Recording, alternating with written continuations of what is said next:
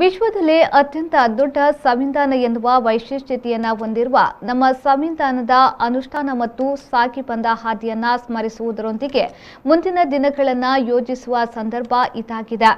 ಸ್ವರಾಜ್ಯ ನಮ್ಮ ಜನ್ಮಸಿದ್ಧ ಹಕ್ಕು ಎಂದು ಪ್ರತಿಪಾದಿಸಿದ್ದನ್ನು ಮಂಡಿಸಿ ಅನುಷ್ಠಾನ ಮಾಡಿದ ಪುಣ್ಯ ದಿನವಿದು ಎಂದು ಕುಂದಾಪುರ ಸಹಾಯಕ ಆಯುಕ್ತ ರಾಜು ಕೆ ಹೇಳಿದರು.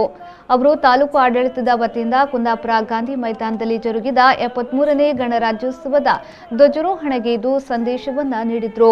ವಿಶ್ವದಲ್ಲಿ ಅತ್ಯಂತ ದೊಡ್ಡ ಸಂವಿಧಾನ ಎನ್ನುವ ವೈಶಿಷ್ಟ್ಯವನ್ನು ಹೊಂದಿರುವ ನಮ್ಮ ಸಂವಿಧಾನದ ಅನುಷ್ಠಾನ ಮತ್ತು ಸಾಗಿ ಬಂದ ಹಾದಿಯನ್ನು ಸ್ಮರಿಸುವುದರೊಂದಿಗೆ ಮುಂದಿನ ದಿನಗಳನ್ನು ಯೋಚಿಸುವ ಸಂದರ್ಭವೂ ಇದಾಗಿದೆ.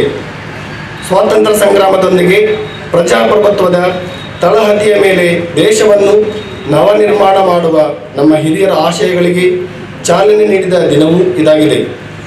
ಡಾಕ್ಟರ್ BR ಅಂಬೇಡ್ಕರ್ ಅವರ ಸಾರಥ್ಯದಲ್ಲಿ ಎಲ್ಲ ಮಹನೀಯರ ಕೊಡುಗೆಯನ್ನು ಈ ಸಂದರ್ಭದಲ್ಲಿ ಸ್ಮರಿಸಬಯಸುತ್ತೇನೆ.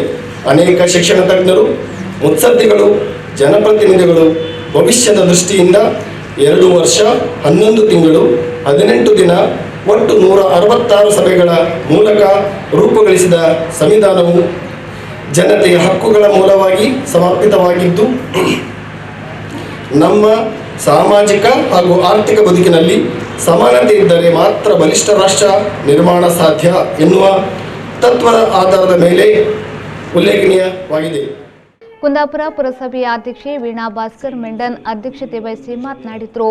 ಮುಖ್ಯ ಅತಿಥಿಗಳಾಗಿ ಉಪಾಧ್ಯಕ್ಷ ಸಂದೀಪ್ ಕಾರ್ವಿ, ನಗರ ಯೋಜನಾ ಪ್ರಾಧಿಕಾರದ ಅಧ್ಯಕ್ಷ ವಿಜಯ್ ಎಸ್ ಪೂಜಾರಿ, ಡಿವೈಎಸ್ಪಿ ಶ್ರೀಕಾಂತ್, ಪುರಸಭಾ ಸದಸ್ಯರಾದ ದೇವಕಿ ಸಣ್ಣಯ್ಯ, ಪ್ರಭಾಕರ್ ವಿ, ಗಿರೀಶ್ ಜಿಕೆ, ಚಂದ್ರಶೇಖರ್ ಕಾರ್ವಿ, ಪುಷ್ಪಾ ಶೇಟ್, ರತ್ನಾಕರ್, ಮಾಜಿ ಉಪಾಧ್ಯಕ್ಷ ರಾಜೇಶ್ ಕಾವೇರಿ, ಪುರಸಭಾ ಮುಖ್ಯಾಧಿಕಾರಿ ಗೋಪಾಲಕೃಷ್ಣ ಶೆಟ್ಟಿ, ಯುವಜನ ಮತ್ತು ಕ್ರೀಡಾ ಇಲಾಖೆಯ ಸುಕುಮಾರ್ ಶೆಟ್ಟಿ ಈ ವೇಳೆ ಹಾಜರಿದ್ದರು. ಗಾಂಧೀಜಿ ಹಾಗೂ ಅಂಬೇಡ್ಕರ್ ಭಾವಚಿತ್ರಕ್ಕೆ ಗಣ್ಯರು ಪುಷ್ಪಾರ್ಚನೆಗೆ ಇದ್ದರು. ಕುಂದಾಪುರ ನಗರ ಠಾಣಾಧಿಕಾರಿ ಸದಾಶಿವ ಆರ್ ಗೌರೋಜಿ ಗೌರವ ವಂದನೆಯನ್ನ ಸಲ್ಲಿಸಿದ್ರು. ಪಥಸಂಚಲನದಲ್ಲಿ ಪೊಲೀಸ್ ಇಲಾಖೆ, ಗೃಹ ರಕ್ಷಕ ದಳ ಸಿಬ್ಬಂದಿಗಳು ಭಾಗವಹಿಸಿದ್ರು.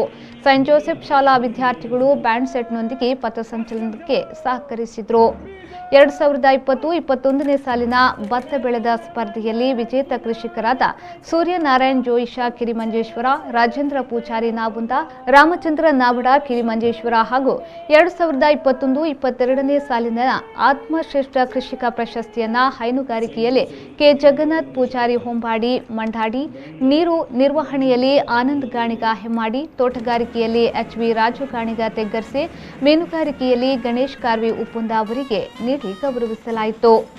ತಹಶೀಲ್ದಾರ್ ಕಿರಣ್ ಗೌರಯ್ಯ ಸ್ವಾಗತಿಸಿ ಕ್ಷೇತ್ರ ಶಿಕ್ಷಣಾಧಿಕಾರಿ ಅರುಣ್ ಕುಮಾರ್ ಶೆಟ್ಟಿ ವಂದಿಸಿದ್ರು. ಪತ್ರಕರ್ತ ಚಂದ್ರಶೇಖರ್ ಬಿಚಾಡಿ ನಿರೂಪಿಸಿದ್ರು. ಶ್ರೀಕಾಂತ್ ಹೆಮ್ಮಾಡಿ, ವಿ4 ನ್ಯೂಸ್, ಕುಂದಾಪುರ.